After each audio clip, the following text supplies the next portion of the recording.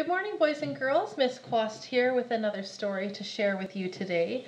And as soon as I saw the cover of this book, I knew I had to read it. It is so gorgeous, and when you touch it, the picture is raised in spots. The title is raised. It looks so gorgeous that I knew I had to read more.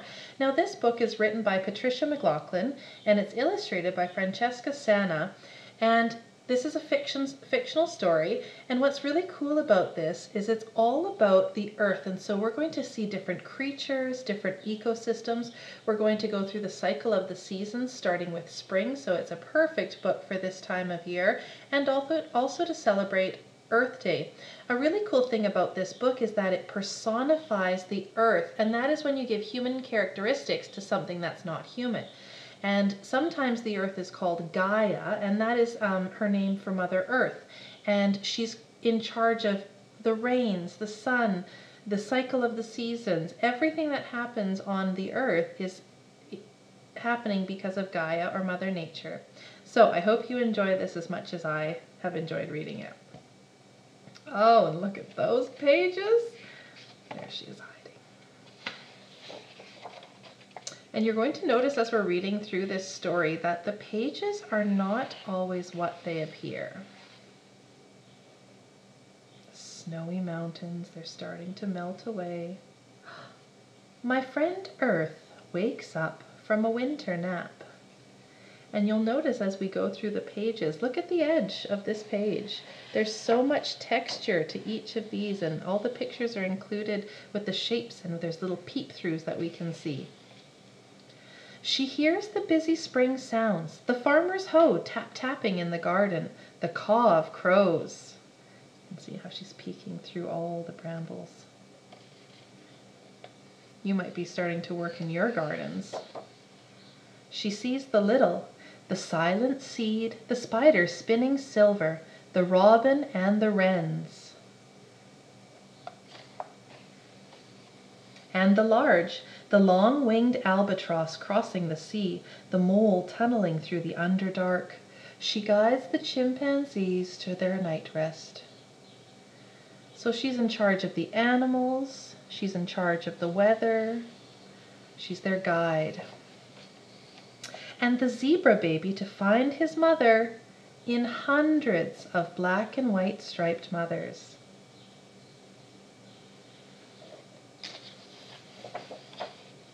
She tends the prairie where sun-dappled wild horses run through grasses that swish against their legs. And these are wild ponies that are running. Look at the edge of this page here. We're going into the water.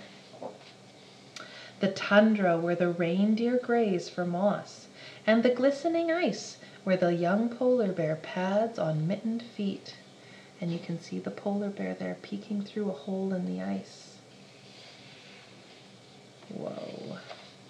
She guards all the creatures in the oceans, the black manta rays sleek like shadows, the spinning parrotfish, the tiny krill who swim with millions of other krill to look big, and the whales who are big. There's narwhal.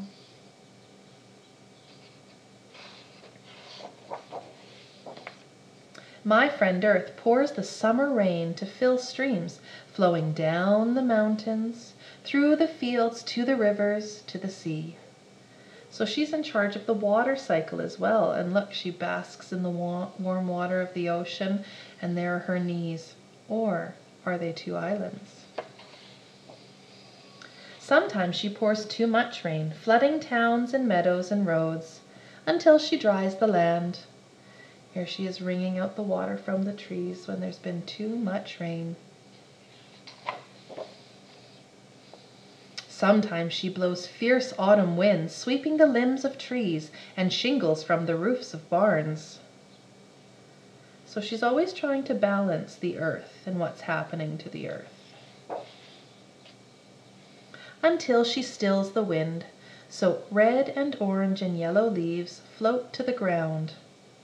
Isn't that a beautiful picture? And look at her gliding on one of those maple leaves as she falls to the earth. When cold comes again, my friend Earth sprinkles the snow, whisper silent, covering the dens where the baby black bears are born in soft darkness, drifting over the icy pond where the turtles sleep in mud, settling into the empty nests of birds. So she's dusting the world with snow so the animals can rest and sleep. Now look at this picture. We can see this peek through here. Look. And then when we flip it, we can still see the squirrel and the bears. Under the white, the silent seed is cradled in the dark soil, watching. And the seeds are starting to wake up outside because the sun is starting to shine and warm them. Waiting to fly up again in the warm, bright sun of spring.